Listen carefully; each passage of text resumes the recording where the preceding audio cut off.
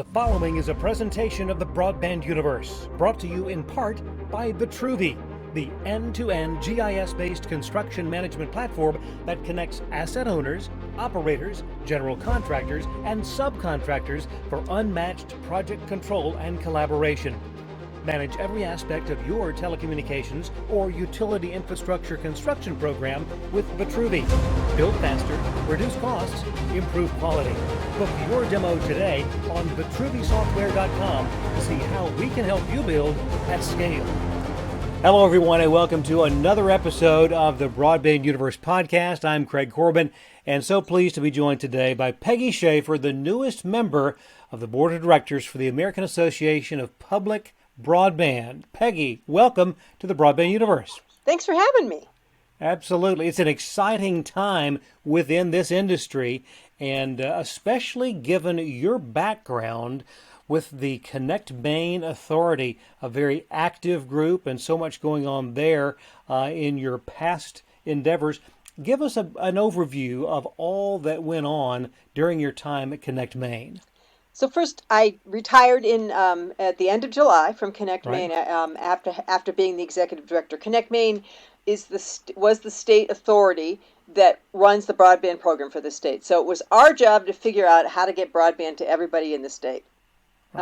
Small task. Maine is a big state. We are pretty rural, and we didn't have a lot of money.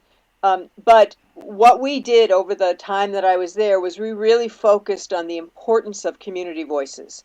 It was we put in place one of the first in the nation planning processes to give funding to communities to help them figure out what kind of broadband they have, how to work with a provider, how to really think about how to do universal service, how to make sure that people could afford it, how to include equity in all these conversations. And that really was the basis and sort of the central organizing the Connect Maine Authority. And now the new authority that's taken our place, which is the Maine Connectivity Authority. We knew there was new federal money coming down, so we knew we had to put a bunch of stuff in place to help us sort of be ready for this new federal money and get communities ready to plan. You know, I often used to say, and I still do, we didn't have a lot of money for infrastructure, and we don't have a lot of money for infrastructure. And that planning created a solid base for this money that's now coming in for infrastructure, for communities to play a central and key role in how broadband is expanded in the state of Maine. You know, broadband it's a personal item, right? It's how you work, Right. It's how you connect with your doctors, it's how you connect with your family, it's how you order pet. And it's really important for communities and individuals in those communities to have a say about what they want for service.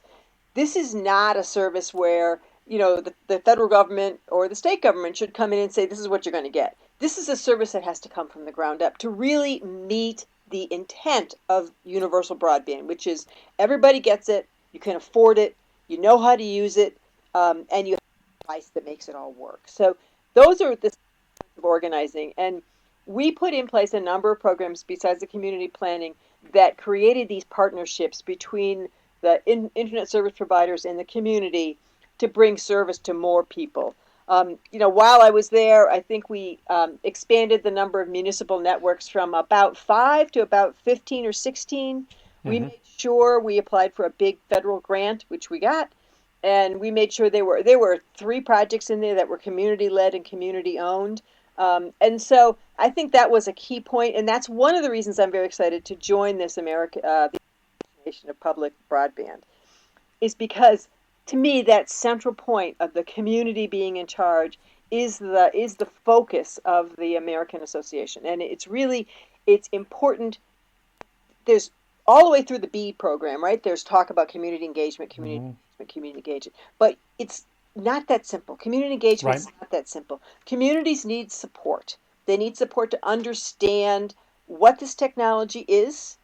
They don't have to be technology experts, and what the technology is and what it can do for them and their community. And when you're able to support communities through that, they come up with really good decisions about broadband to their area, and they make appropriate decisions, right? They make decisions based on Certainly.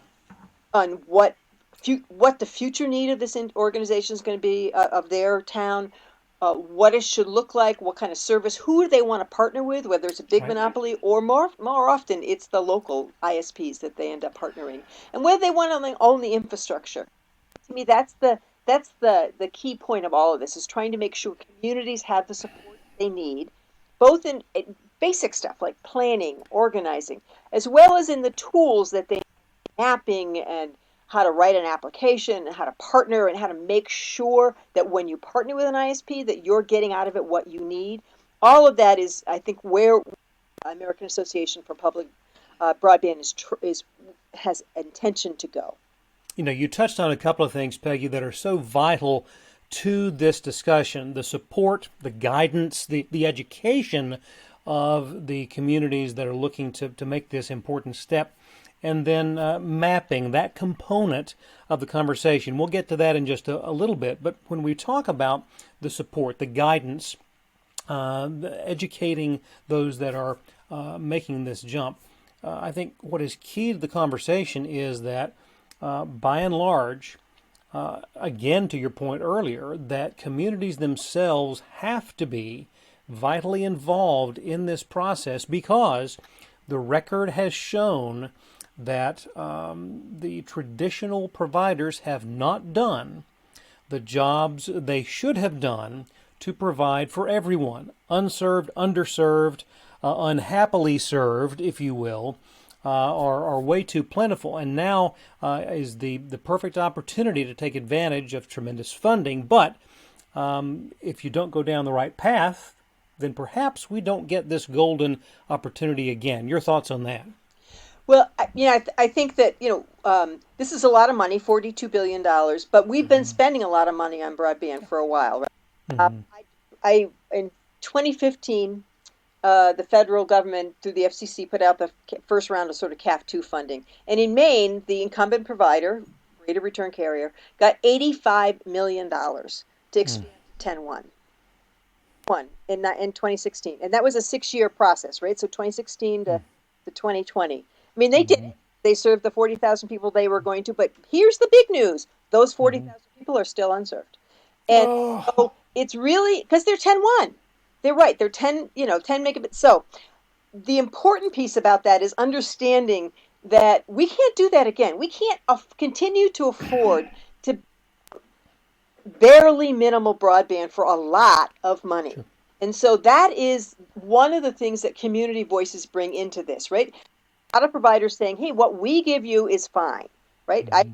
I equate it to, if you go to the grocery store and you say, I'd really like a steak, and they say, well, we have hamburger. It's all we have is hamburger, and that's fine. It's the same thing. Same, you're good. And we can't do that again, right? Consumers want choice. They want options. And this federal money isn't going to happen again. So we have to build networks that are scalable in the future. And I don't mean scalable like with a zillion more dollars. I mean easily scalable to the next thing, right? So the next thing is probably 10 gig or gig service. And we have to make sure that's what we're building. And that's what the voices of communities bring into this conversation. Mm-hmm. Communities in Maine and elsewhere, we run our own budgets, our own streets. We do a whole bunch of stuff. We know how infrastructure works. We know that if you invest $1 today, and you really should have invested $5, tomorrow you're going to invest that again, right? So we know that looking forward, we need to build infrastructure that's going to support our community for the long term, because that's what communities are here for, right? We're here for the long term. We're not come and go. We are here for the long term to serve the people that live in our areas. And that infrastructure has to be resilient, future-proof, so that, again, to your point, you're not having to reinvent the wheel on down the line. One of the things that's I think important. And don't forget, it has to be affordable too. Absolutely. It doesn't make any difference if you build this and everybody has to spend $100 a month to get it, right? Yep, absolutely. And the key is, I feel that, and many do, that broadband should be that fourth utility. It should be considered in that mindset. Should have been considered that way a long time ago, but that, that's beside the point. Water over the dam. We should have taken the same approach as with electrifying the nation. But now we have the opportunity with respect to the municipalities. And talk about, if you would, the difference in mindset for serving a community that you see with municipalities going that way versus the traditional pattern of service. So what we find, and is, the ISPs are all in business, right? So they have to make a buck. That's what they're there for. And there's nothing wrong with that. But what that means is there are many areas of towns, that they can't get to for any number of reasons. It's too expensive to expand the service.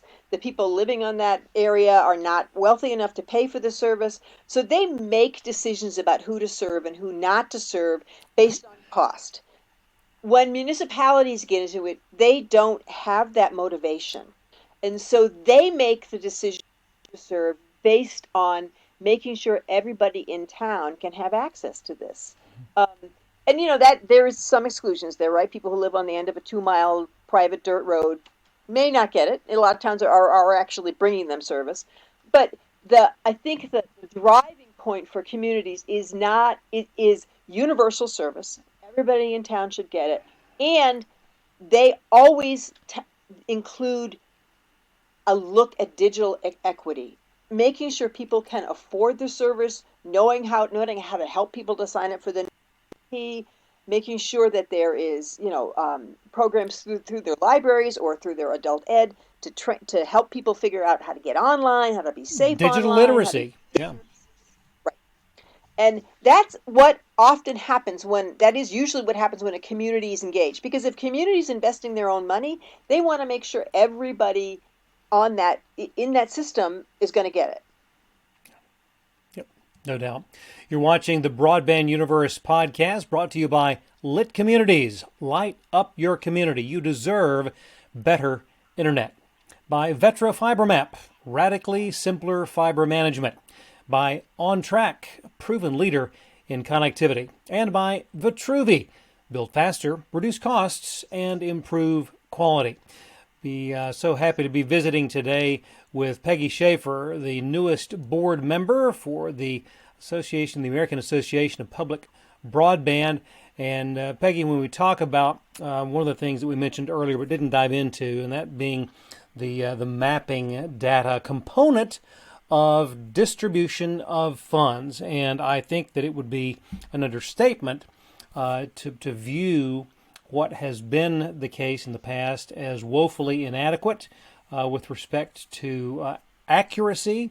I know for one example, the officials in Georgia, where I'm located, were so aggravated at the discrepancies between reality and what the FCC said was served. They did a survey themselves. The delta was 72%. And I know that in many places there could be an even greater discrepancy. Talk about the vital importance of accurate mapping. So, I mean, everybody knows the FCC maps. They are based on census block where one house is served, the entire census block is served, or one house could be served. And they're also based on advertised speed, not delivered speed. And so the new broadband map that they're working on starts differently. It starts with what they call a fabric. It's looking at each location, identifying locations that are serviceable, and then asking the ISPs to serve that location. The problem with the map, there's going to be some problems with locations, right? There's going to be too many in some towns and too few in others, and they'll work all that out. The continued problem with the map is the FCC's requirement that ISPs can report advertised speed, not what's delivered, but what they advertise to their customers, which often is not what they can deliver. So there are still going to be people identified as served who are unserved. And that includes this piece that they always throw in about they call it provisioning, which is if a company can serve a location within 10 days for low or minimal cost, then that area is considered served. And I don't understand that, because if they could serve for low or minimal cost, why isn't it served? And when does it get served? Right? And so it's important for communities to understand this data. And there's lots of ways you can do it, right? There's many new mapping organizations out there, and states are building their own maps and contracting with people to build maps on top of the FCC maps, which tells you how much states trust the FCC maps, right? When we're building our own. And so there's crowdsourced speed testing, and I know that everybody's sort of like, oh, you can't do speed testing because of whatever, you know. But here's the thing: Maine has 30,000 speed tests, 30,000, and those are led by the community. So those are in areas where the community has said our broadband is not accurate. They're not just random people driving through Portland. These are community-driven speed tests, and yeah, one speed test may be inaccurate. 30,000 speed tests tells you something, right? It tells you something. And the other thing that happens in communities is, despite the fact that ISPs say this is all proprietary information, in Maine, it's all hanging out on the street, right? It's all on poles. So communities figure us out, and then they go drive around and they map what's actually happening.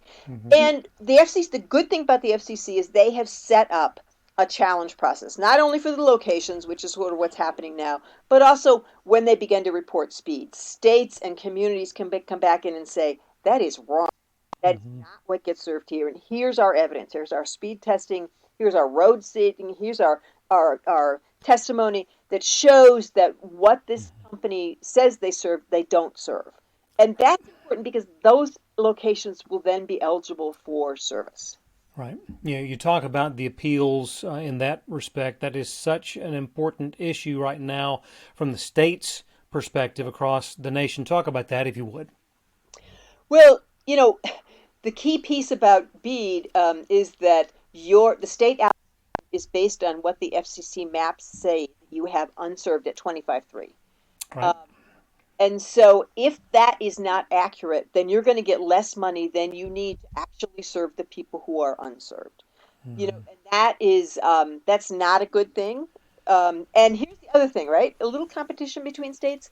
States that are actually able to prove that the FCC map is wrong because are going to do better than states who just sit back and wait for the FCC map to take place. Right. So, Maine, we actually worked with Vetro to develop our map.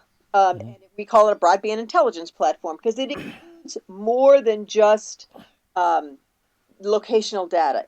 We can include demographic data. We can include poll data. There's a whole bunch of stuff. It's a GIS platform. You can upload stuff into it. And that allowed us to target areas that were unserved for our last round of grants. And more importantly, it allowed the ISPs to upload their network into it so we could see what they were going to build, right? We knew where we knew the network they were going to build, so we could see that it was adequate to serve those people. But we could also look on that map and say, look, these roads here, you're not going to serve them, but they're not in the town you're serving, but they're not connected any other way. Yeah. You got to serve these people, and we'll help you pay for it, but you got to serve our orphans. We're not leaving people out anymore. It's too expensive to go back and get them. While you're building, connect all these people. And generally the ISPs were like, sure, we'll do that. No problem. So I think those things are really important for a state to have an intelligence at looking at what they're trying to build and why they're trying to build it to make sure that we in fact are covering every location. I mean, I was on one call where the ISP said, I don't think there's power on that road. And all of us were looking on our various sources, right? Some people looking on Google Earth to see shades. I was looking on Zillow to see houses that were for sale. They said, I don't think there's power. And I said, no, there's a house for sale and the lights are on. There's power on that road, right? There's some of this is a deep dive into, but it's really important to have tools that you can do this with. And these tools are not that complicated, right? They're really not. Many states are building their own GIS map. They're not that complicated. Would you agree to that point that there is now no longer any excuse for not having accurate data with which to work? Yeah. Well, I just think there's too much money at stake to not have accurate data. Yeah. There's too much money at stake to default to what the industry says they serve. They have a self-interest to protect their... Got it. That's how it works. Understand it. That's not... our interest as states, our interest with this money, which is taxpayer money, is not to protect their footprint. It's to make sure we can get to as many people as we can and give them the high quality service that they're going to need for the next 10, 15, 20, 50 years. So incredibly important. As we begin to wind down this visit, and it has been such a pleasure to visit with you, Peggy, today, but with your new role on the board for the American Association of Public Broadband, what are your hopes, your goals for the organization going forward?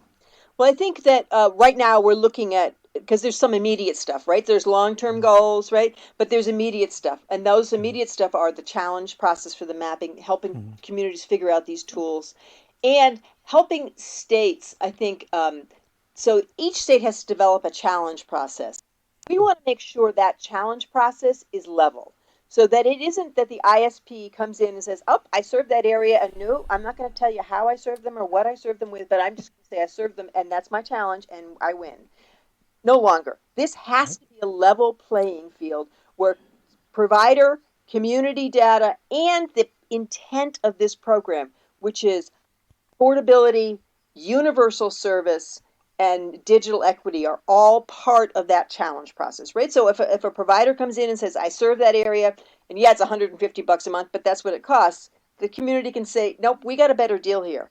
We're going to provide faster service, better service for less money," and the challenge then goes to the community, because that's this money, and because that is taxpayer money that's going to build these networks. Peggy, you have obviously so much passion for this. It is a pleasure to see what you have done in your work with Connect Maine in the past and what you will do going forward in your new position with the American Association of Public Broadband. We wish you absolutely the best. Look forward to catching up with you again soon to see what progress has been made. Yeah, great. Thank you very much. Absolutely. And on behalf of Peggy, thanks for letting us be a part of your day. We'll see you next time right here on the Broadband Universe. So long, everyone.